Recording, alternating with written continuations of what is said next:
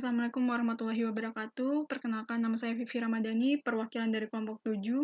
Di sini saya akan mempresentasikan konsep pelayanan publik dalam mata kuliah Service Excellence in Nursing. Apa yang dimaksud dengan pelayanan publik dalam video pembelajaran yang telah diberikan? Menurut kelompok kami, pelayanan publik adalah suatu tempat pemberi pelayanan keperluan masyarakat dan dapat memenuhi kebutuhan masyarakat yang bertujuan untuk memberikan kepuasan kepada masyarakat. Menurut A.G. Subarno, pelayanan publik dapat didefinisikan sebagai serangkaian aktivitas yang dilakukan oleh birokrasi publik untuk memenuhi kebutuhan warga pengguna jasa. Jadi, dapat dikatakan pelayanan publik merupakan suatu pelayanan yang dilakukan oleh birokrasi dan lembaga lain yang tidak berorientasi pada laba atau profit. Apa saja prinsip pelayanan publik yang baik?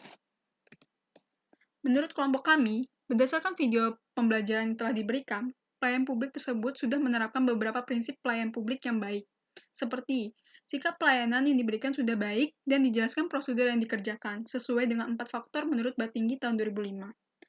Prinsip lain yang telah dilakukan dalam video tersebut adalah prinsip kesopanan, yaitu pemberi pelayanan dengan baik melakukan kontak mata dan sedikit membukukan badan saat menyapa, dan menggunakan pemilihan bahasa yang baik ataupun sopan. Keramahan. Pembeli pelayanan publik merespon dengan baik dan mau membantu masyarakat tersebut walaupun jam operasional kerjanya sudah habis.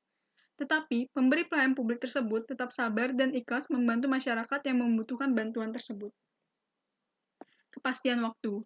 Dalam video pembelajaran tersebut, pemberi pelayanan publik dengan jelas menyebutkan berapa menit lagi klien tersebut dapat menunggu selesainya pemeriksaan dokumen yang dibutuhkannya. Kejelasan. Pemberi pelayanan publik memberikan penjelasan mengenai prosedur yang perlu dilalui dalam pengurusan berkas tersebut, sehingga klien dapat mengerti dan memaklumi jika harus menunggu selesainya prosedur pemeriksaan tersebut. Kesederhanaan.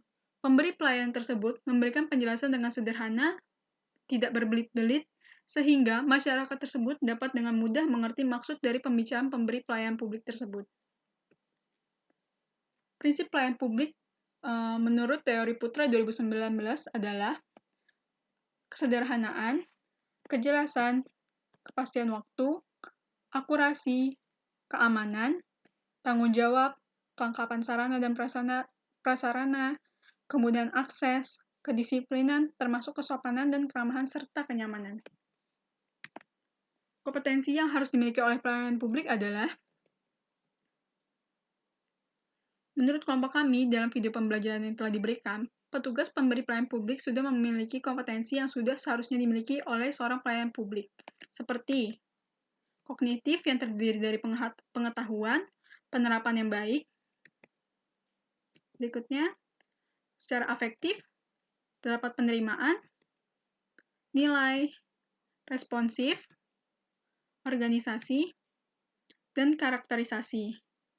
Yang ketiga, dalam psikomotorik seperti pengalamiahan. Kompetensi yang harus dimiliki oleh pelayanan publik secara teori.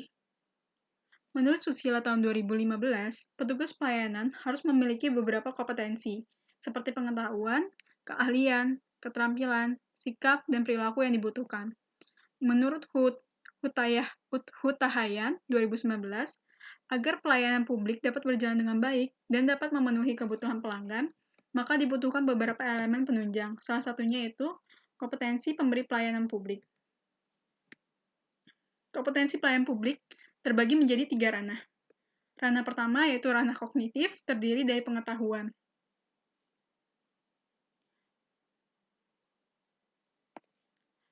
Pengetahuan adalah kemampuan kembali mengingat materi yang telah dipelajari.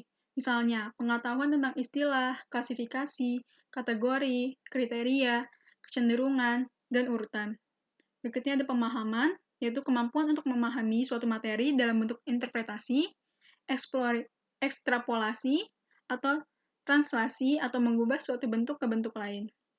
Berikutnya ada penerapan, yaitu kemampuan untuk menerapkan informasi di kehidupan nyata, atau dapat menggunakan suatu konsep dalam situasi baru. Selanjutnya ada analisa, yaitu kemampuan mengurai materi menjadi bagian-bagian.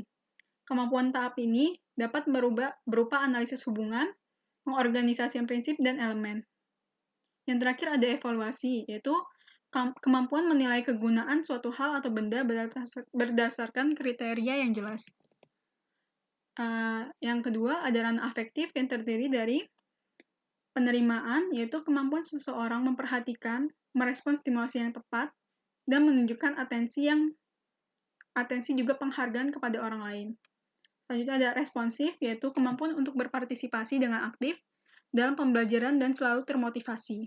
Selanjutnya ada nilai, yaitu kemampuan untuk menunjukkan nilai yang dianut untuk membedakan mana yang baik dan kurang baik terhadap suatu objek atau kejadian. Kemudian, nilai tersebut diapresiasikan dalam perilaku.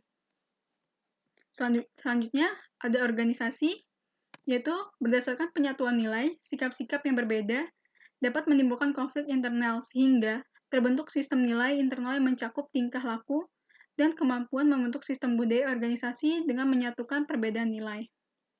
Yang terakhir ada karakterisasi, yaitu berdasarkan gaya hidup dan karakter seseorang, serta kemampuan pengendalian perilaku, berdasarkan nilai yang dianut juga memperbaiki hubungan sosial, interpersonal, dan intrapersonal.